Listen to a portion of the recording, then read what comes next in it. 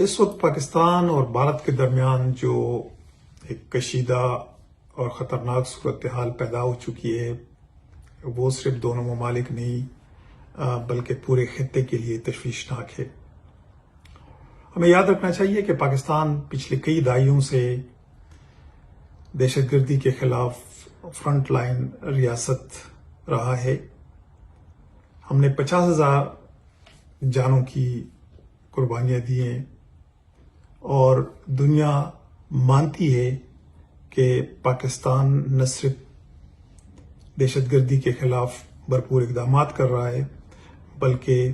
وہ اس راہ میں بہت بڑی بڑی قربانیاں دے رہا ہے۔ صدر ٹرمپ نے جب اوت لیا تو اپنی پہلی تقریر میں انہوں نے دہشت گردی کے خلاف پاکستان کے اقدامات کو سراہا، اور میں سمجھتا ہوں کہ یہی بات بھارت کو عزم نہیں ہو سکی، کیونکہ بھارت کی ہمیشہ یہی خواہش رہی ہے کہ پاکستان کو ایک دہشت گرد ریاست کے طور پہ دیکھا جائے، خصوصاً امریکہ کے ساتھ ان کے تعلقات کبھی بھی بہتر نہ ہو۔ اور یہی چیز تھی کہ جب اگر ہم کھڑیاں ملائیں تو جب امریکی نائب صدر بھارت کے دورے پہ تھا تب ہی پہلگام کا واقعہ پیش آیا، اور بغیر کسی تحقیق کے فوراً پاکستان پہ الزام لگا دیا گیا۔ نہ کوئی ثبوت تھی، نہ کوئی انکوائری ہوئی، صرف سیاسی مفادات کے لیے پاکستان کو ہدف بنایا گیا۔ اور اس وقت جبکہ پوری میڈیا امریکہ کے نائب صدر کے وزٹ کو کور کر رہی تھی، ان کے ساتھ اپنے وہاں سے کافی میڈیا کے لوگ آئے ہوئے تھے اور ان کی نظریں وہاں پہ تھی۔ یہ واقعہ ایسے وقت میں ہوا تو کوئی بھی ذی شعور شخص یہ نہیں سوچ سکتا کہ ایسے وقت میں کوئی دوسرا ملک ایسا کچھ کرے گا کہ اس کو ہدف بنایا جائے۔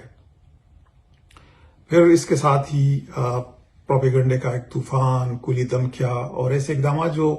صاف صاف جارحیت کے زمرے میں ہی آتے ہیں۔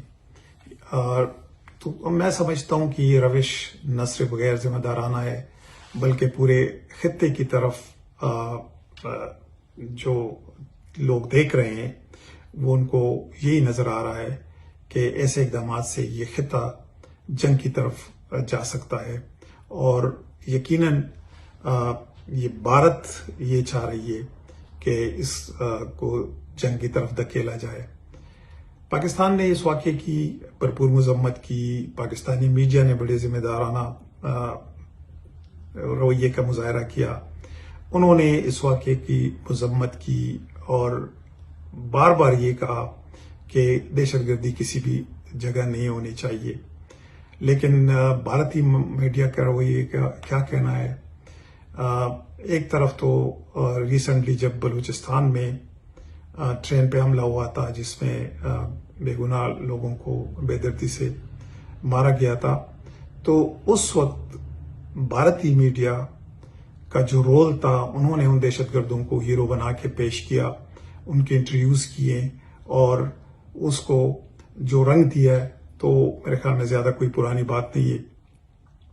پھر اگر آپ دیکھ لیں تو اس وقت بھارت کے جو ریپوٹیشن ہے دنیا میں بھی، کو جو ریاستی سرپرستی میں وہ جو دہشت گردی کر رہی ہے، تو کینیڈا کی مثال ہم دے سکتے ہیں، جہاں پہ سکھ رہنماؤں کے قتل پہ کینیڈین حکومت نے بڑا سخت موقف اپنایا اور انہوں نے ثبوت دیے۔ تو یہ اب جو ریاستی سرپرستی میں دہشت گردی ہے، اب یہ کوئی ڈھکی چھپی نہیں ہے اور پوری دنیا میں اس پہ آواز اٹھایا گیا ہے۔ پاکستان امن چاہتا ہے، لیکن میں سمجھتا ہوں کہ اگر پاکستان پہ جنگ مسلط کی گئی تو ماضی کی طرح پوری قوم اپنی مسلح افواج کے ساتھ کھڑی ہوگی، کیونکہ یہی قومی غیرت، خود مختاری اور وقار کا تقاضا ہے کہ جب بھی کسی ملک پہ کوئی سخت وقت آئے تو سارے لوگ ایک دوسرے کے ساتھ کھڑے ہوں، اور وہ یقیناً کھڑے ہوں گے۔ ماضی میں بھی یہی ہوتا رہا ہے۔ ہم تو یہی کہہ سکتے ہیں بھارت سے کہ ہوش کے ناخن لے، جنگ کسی بھی مسئلے کا کوئی حل نہیں ہے، یہ صرف لاشیں، بربادی اور پچھتاوا چھوڑتی ہے۔ خطے کی خوشحالی کا واحد راستہ امن، انصاف اور باہمی احترام ہے، وہ تحقیق کرے. کوئی ان کے پاس کوئی ثبوت ہے تو وہ لوگوں کے سامنے، دنیا کے سامنے لائے، بجائے کہ محض الزام تراشی کرے اور محض الزامات کی بنیاد پہ وہ ایسے اقدامات کرے جس سے میں پھر کہوں گا کہ اس خطے میں انڈیا اور پاکستان کے 1.5 ارب آبادی ہے، تو وہ ان لوگوں کو جنگ میں دھکیلنا میرے خیال میں کسی بھی صورت یہ دانشمندی نہیں ہے. تو اس یقین کیا جا سکتا ہے کہ جو سین ایلیمنٹس ہیں، جو سوچ سمجھ رکھتے ہیں، وہ یقیناً اس پہ سوچیں گے. بھارت کی میڈیا سے بھی یہ درخواست ہے کہ وہ بجائے اس کے کہ وہ اپنے ہی لوگوں کو، اپنے اس کو صرف محض ریٹنگ کی خاطر وہ جنگ میں دھکیلیں، ان کو چاہیے کہ ان کو شعور دے کہ جنگ کسی مسئلے کا حل نہیں ہے، اور بجائے اس کے کہ اس آگ پہ وہ مزید تیل چھڑ کے اس پہ پانی ڈالے، اور بھارت کو بھی سمجھائے کہ وہ ہوش کا ناخن لے.